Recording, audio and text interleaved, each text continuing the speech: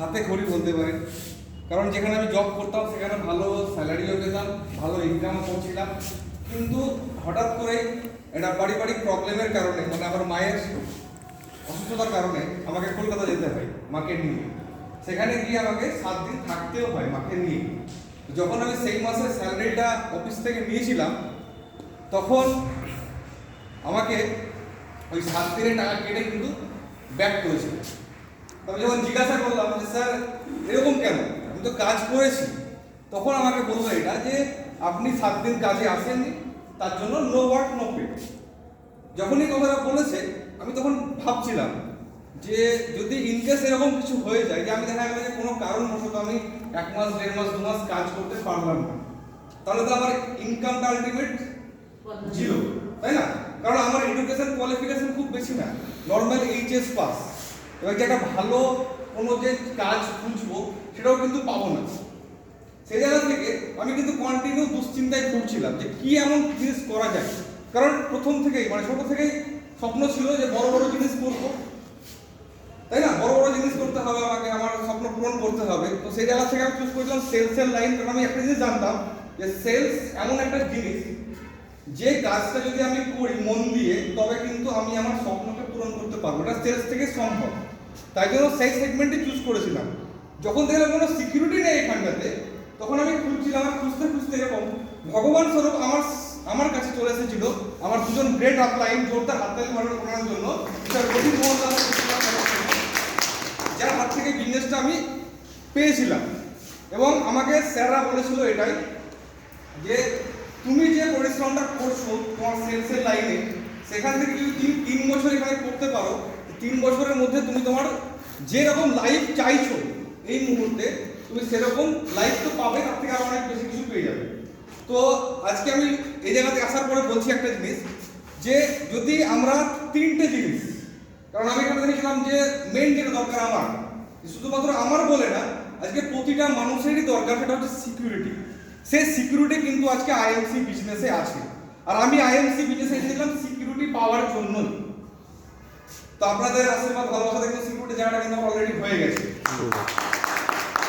এরপরে যখন আমি কাজ স্টার্ট করেছিলাম, মানে স্বপ্ন ভাবতে পারিনি এরকম ধরনের, ভাবতাম যে আমার একটা ভালো গাড়ি হবে। স্টার্ট করেছিলাম একটা ভাঙাচোরা বাইক দিয়ে, টিভিএস স্পোর্ট। এরকম মার্কেটে দিন গেছে, যখন আমি প্রথম কাজ স্টার্ট করলাম, অনেক লোক এটা ভাবে যে পার্ট টাইম হিসেবে স্টার্ট করে, কিন্তু আমি যখন বিজনেস প্ল্যানটা জেনেছিলাম, তারপরে আমি এটা ডিসাইড করেছিলাম যে 2 নৌকায় পা দিয়ে আমার চললে হবে না, আমাকে যে কোনো এক নৌকায় আসতে হবে। তো আমি যখনই প্ল্যানটা শুনেছিলাম মে মাসের 22 তারিখ 2016 সালে, আর আমি ডিসিশন নিয়েছিলাম সেই দিনকে যে আমি আমার বর্তমান যে কাজটা করছি সেই কাজটা কুইট করে ফুল টাইম আমি আইএমসি বিজনেস করব। কেন এতদিন আমি যে কাজটা করেছি সেই কাজটা করেছি কোনো কোম্পানির জন্য, কোনো আলাদা লোকের জন্য। এবার আমি আইএমসি বিজনেসটা করব আমি আমার জন্য, কারণ এই বিজনেসটা আমার থেকেই শুরু হবে বিজনেসটা। আমার টিম আছে, আমি টিম তৈরি করতে পারবো। সেই জায়গায় ডিসিশন নিয়েছিলাম। জুন মাসে কাজ স্টার্ট করেছিলাম 1 তারিখ থেকে। বাড়িতে বলেছিলাম যে আমাকে 6 মাস টাইম দাও, কারণ যখন বড় হয়েছে তখন তো একটা দায়িত্ব থাকে বাড়ি, যে ইনকাম কি হবে না হবে এরকম ধরনের। এই জায়গা থেকে বাড়িতে বলেছিলাম যে আমাকে 6 মাসের টাইম দাও, ডিসেম্বর পর্যন্ত যদি কিছু না করতে পারি তবে তোমরা যে কাজটা করতে বলো সেটাই করবো। সেই জায়গা থেকে 6 মাসের টাইম নিয়ে আমি স্টার্ট করেছিলাম। জুন মাসে সকাল থেকে রাত্রি পর্যন্ত, মানে আমি ভোরবেলা বাড়ি থেকে বেরোতাম, রাত্রি 1টা 1:30 2টো পর্যন্ত আমি প্ল্যান দেখিয়েছি। প্রথম মাসে আমি 112 জন লোককে গিয়ে প্ল্যান দেখিয়েছিলাম। তার মধ্যে মাত্র 38 জন লোক আছে যারা আমার সঙ্গে এসেছিলেন আইএমসি বিজনেস, বাকি শুধু নাই চিন্তা হয়েছে আমার। আর 38 জনের মধ্যে শুনে আপনারা হাসি পাবে যে 38 জনের মধ্যে 26 জন লোক ছিল শুধুমাত্র আইএমসি ফ্রিতে জয়েনিং করা যায় তার জন্য জয়েনিং করেছিল, আর 12 জন লোক ছিল যে 12 জন লোক নিয়ে কাজ স্টার্ট হয়েছিল। রাত দিন কাজ করে, খেয়ে না খেয়ে রাত দিন কাজ করে প্রথম মাসে 53,990 বিজনেস ভলিউম করেছিলাম। মেরাদো 1.5 লক্ষ টাকার ব্যবসা আমি করেছিলাম প্রথম মাসে, যখন আমাদের এলাকাতে মানে রঘুনাথগঞ্জে কিছু ছিল না। কোনো অ্যাচিভার ছিল না। যদি বলতাম এরকম চেয়ারম্যান, এরকম টাউন অ্যাম্বাসাডার দেখাতে গেলে আমাকে বলতে হতো যে কোথায় আছে, বিহারে আছে। প্রোডাক্টের অ্যাভেলেবিলিটি, প্রোডাক্ট আমাদেরকে নিয়ে আসতে হয়েছে ডোমকল, মানে আমাদের এলাকা থেকে প্রায় 90 কিলোমিটার দূর থেকে মাথায় করে প্রোডাক্ট নিয়ে এসেছি, মাসে করে প্রোডাক্ট নিয়ে এসেছি, লোকের বাড়িতে বাড়ি থেকে ডেলিভারি করেছি। সারা মাস একদম কাজ করেছি ফুল ফর্মে। সারা মাস কাজ করার পরে বিপি তো নিয়েছিলাম 53,990 বিপি। তাহলে বলুন স্যার ইনকাম কত হয়েছিল প্রথম মাসে? ইনকাম কথা যদি বলি তাহলে আপনারা অনেকে হাসতে শুরু করবেন। সারা মাস কাজ করার পরে ইনকাম এসেছিল অনলি 57 টাকা। সারা মাস কাজ করার পরে কিছু মনে হচ্ছে না আপনাদের? এখন হয়তো আপনাদের হাসি করতে পারে যে 57 টাকা ইনকাম করেছে মাত্র, কিন্তু 57 টাকা ইনকাম স্টার্ট করেছিলাম, কিন্তু আমি দেখেছিলাম যে অনেক অনেক কেউ এই জায়গা থাকতে গেলে কাজ ছেড়ে দেয়, যে এতটা কাজ করলাম, এত কাজ করার পরে আজকে আমার ইনকাম এলো না। যখন ইনকাম এসেছে আমার কাছে তখন কিন্তু সবাই জিজ্ঞেস করেছে, কারণ আমি একটা কাজ চাকরি ছেড়ে দিয়ে আমি আইএমসি এসেছিলাম। সবাই ফোন করে করে জিজ্ঞাসা করেছে যে কত ইনকাম হয়েছে। আমি বলেছি বুক ফুলিয়ে 57 টাকা ইনকাম করেছি। তো লোকে গাল দিয়েছে ঘুরিয়ে আমাকে, তুই কি পাগল হয়ে গেছিস, তো ওখানে ভালো ছিলি। বাড়িতেও বলেছে, মামা বলেছে, বাবা বলেছে যে তুই ভুল করছিস, তুই ওই যে কাজে যাচ্ছিস সেই কাজে তো হবে না, তুই আবার ফিরে যা পুরোনো কাজে। বন্ধু বান্ধবরা বলেছে, পাড়া প্রতিবেশী সবাই বলেছে যে এসব কোম্পানি টম্পানি টিকবে না, এই 2-1 দিনই চলবে, তারপরে আর চলবে না। কিন্তু ডিসিশন নিয়েছিলাম আমি যে না, আমাকে করতে হবে, কারণ আমি যে যাই জিনিসটা দেখেছিলাম সেটা কিন্তু আর কেউ দেখেনি। আমার ফ্যামিলির লোকও দেখেনি, বা আমার পরিবেশের দেখেনি, বন্ধু বান্ধব দেখেনি। কারণ এই সিস্টেমে আসার পরে আপনাকে প্রথম লাভটা মারবে আপনার বন্ধু বান্ধব। বন্ধু বান্ধব কেউ সাপোর্ট করবেন আপনাকে, ফ্যামিলির কেউ আপনাকে সাপোর্ট না করতে পারে এই সিস্টেমে আসার পরে। আমাকে করেনি। তখন দেখেছিলাম আমি যে গৌতম স্যারের সেই মাসে ইনকাম এসেছিল 11,000 সামথিং, রথিন স্যারের ইনকাম এসেছিল 9,000 সামথিং। তো সেই ইনকাম দেখার পরে আমার এটা বিশ্বাস হয়েছিল যে না, এখান থেকে হতে পারে।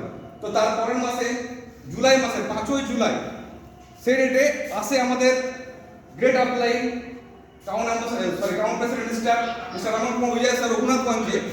ওই ওনার প্রোগ্রামে গিয়ে দেখেছিলাম, কারণ আমি জয়েন তো করেছিলাম স্যারদেরকে দেখে, কিন্তু স্যারদেরকে দেখে আমি ভেবেছিলাম কি যে স্যারের একটা আলাদা এজ আছে, স্যাররা হয়তো করতে পারে, কিন্তু আমি তো ইয়াং, তখন আমার বয়স ছিল 25 বছর, আমি কি করে করতে পারবো? আমি কিন্তু তাও জোশে শুরু করেছিলাম। যখন দেখলাম যে একজন 28 বছর বয়সী ছেলে এসে মঞ্চে এসে বলছে যে আমি এই মাসে এখান থেকে আমার 2 লক্ষ টাকা ইনকাম হয়েছে, তখন ওই স্যারকে দেখার পরে আমি মোটিভেট আরো বেশি হয়ে যাই, না তো আমিও করতে পারবো। তো সেকেন্ডে ডিসিশন নিয়েছিলাম ওই হলের মধ্যে বসে যে আমি এই মাসে ডাইরেক্ট সিলভার ব্রেক করব। সিলভার স্টার, এটা করতে আপনার 1,05,000 বিজনেস ভলিউম দরকার ছিল তখন। তো সেই মাসে রাত দিন কাজ করার পরে আমরা শুনে খুশি হবে 1,08,000 বিজনেস ভলিউম করে আমি সিলভার স্টার ব্রেক করেছিলাম এবং পে আউট হয়েছিল 11,142 টাকা। তো সিলভার যখন করে নিলাম তখন আমি বুঝলাম যে না, আমাকে এবার টিম তৈরি করতে হবে।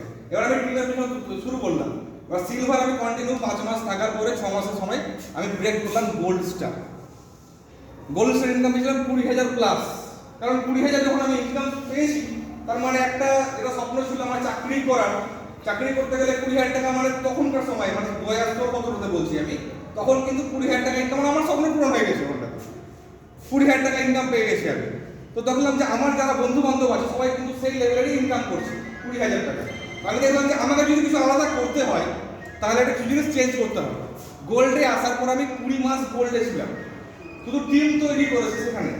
20 মাস পরে একটা স্বপ্ন ছিল যে ভালো একটা বাইক নেব, লাখ টাকার বাইক, স্বপ্ন ছিল এটা, কিন্তু কখনো ভাবতে পারিনি যে দিতে পারবো না।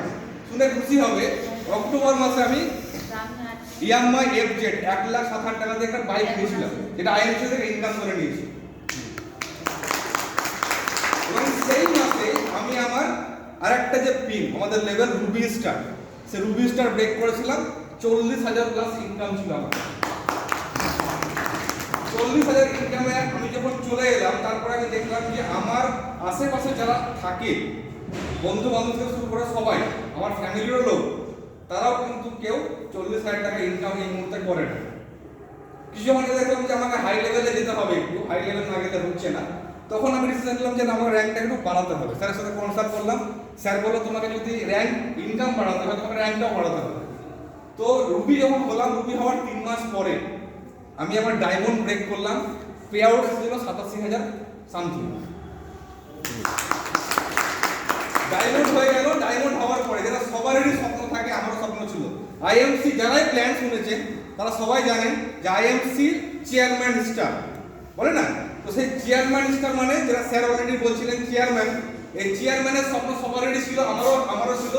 তো সেই স্বপ্নটা দেখতে হবে চেয়ারম্যান কবে হব আমি, কারণ চেয়ারম্যান হতে গেলে আপনি একটা জায়গা পাবেন যেখান থেকে আপনি আপনার লাইফস্টাইল মানে সাধারণের থেকে থোড়া হাটকে হয়ে যাবে। তো সেখানে আসার পরে যে জায়গাটা হয়েছে যে আপনাদের চেয়ারম্যানের লেভেলটা আমি ব্রেক করেছিলাম।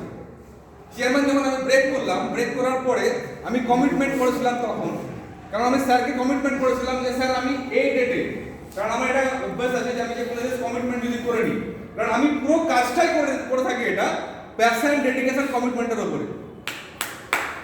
তো কমিটমেন্ট, কারণ আপনি যদি প্যাশন থাকে আপনার মধ্যে যে আমি আইএমসিটা আমি আমার বিজনেস মতো করে করবো, তাহলে হবে না, ভিতর থেকে আসবে না, আপনার ভিতর থেকে নিয়ে আসতে হবে প্যাশন, পুরো ডেডিকেশন মানে সমর্পণ।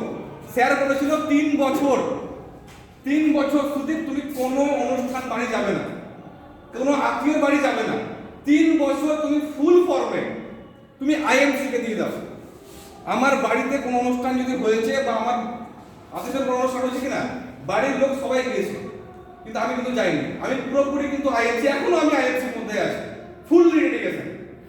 এরকম ডেডিকেশন লাগবে যে না আপনার কাজ মানে কাজ আগে, তারপরে আপনার অনুষ্ঠান। কারণ আমি স্যার যেটা বলেছিল যে আজকে তুমি যেখানে যাচ্ছ খুব বেশি হলে কি হতে পারে, খুব বেশি হলে তুমি 10 বছর আগে একটা গিফট নিয়ে যাবে, তুমি যদি 3 বছর লাগে তাহলে কি হবে, ওর লোকটা রাগ করে থাকবে।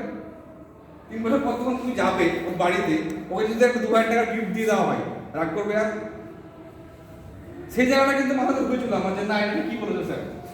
এবং আমার যেটা স্বপ্ন ছিল যে লোককে আমি গাড়ি বিক্রি করতাম, লোককে গাড়িতে চড়াতাম, কিন্তু কখনো ভাবতে পারিনি যে আমার নিজের কোনো গাড়ি হবে।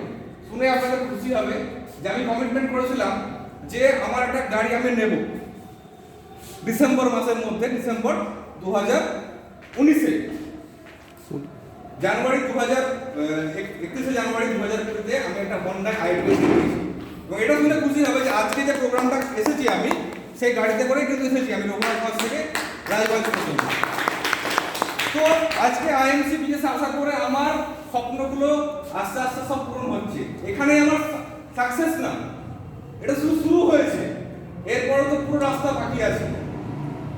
তো আমি একটা জিনিসই বলি, কারণ এই কাজ করতে গিয়ে আপনাকে মার্কেটে বহুত ধরনের লোকের কথা শুনতে হবে, বহুত লোক আপনাকে না বলবে, না শুনে শুনে শুনে শুনে আপনার কানের পর্দা মনে হয় বন্ধ হয়ে যাবে। যদি আপনি বন্ধ করতে পারেন না শুনে শোনা, তবে আপনি সাকসেস হবে। কারণ আমি এখন কিন্তু না শুনেই যাচ্ছি, কন্টিনিউ করে যাচ্ছি না। তো এই না তো আমরা শুনছি, এই শুনতে শুনতে শুনতে যখন আমরা সাকসেস জায়গায় চলে যাব, কারণ সাকসেস তখনই হবে যে আপনি শুধু একা ইনকাম না, আমরা দেশের জন্য কাজ করি, সমাজের জন্য কাজ করি। সেই জায়গা থেকে আমি একটা জিনিস বলবো, যখনই আপনাদের মনে হতে পারে এটা যে কাজ করতে করতে আর ভালো লাগছে না, লোক কেউ করছে না, কেউ কাউকে গিয়ে বলছে শুনছে না, যখনই ধরেন নিজে নেগেটিভ হবে, নিজে ডিমোটিভেট হয়ে যাবেন, আমি তখন কিন্তু একটা সাইরির মাধ্যমে কিন্তু বলি, যেটা আমি নিজের মনে মনে আওড়াই। আর এই সাইরিটা কিন্তু আমাকে বহুত পাওয়ার দেয়, যে পাওয়ারের জন্য কিন্তু আজকে আমি বিজনেসে টিকে আছি। সাইরিটা যদি ভালো লাগে সবাই তালি মারবেন, নাহলে ছেড়ে দেবেন। সাইরিটা আমি জাস্ট বলছি, সাইরিটা হচ্ছে এরকম ধরনের, जिंदगी में क्या किया तुमने जब भी यही उठेगा सवाल, मन तुम्हारा कांप उठेगा, शर्मिंदगी भरे होंगे ख्याल। कोई तो ऐसा काम करो, अरे यार कोई तो ऐसा काम करो कि लोग दे तुम्हारी मिसाल, रखो विश्वास खुद पर, कर सकते हो तुम कमाल, कर सकते हो तुम कमाल। Thank you.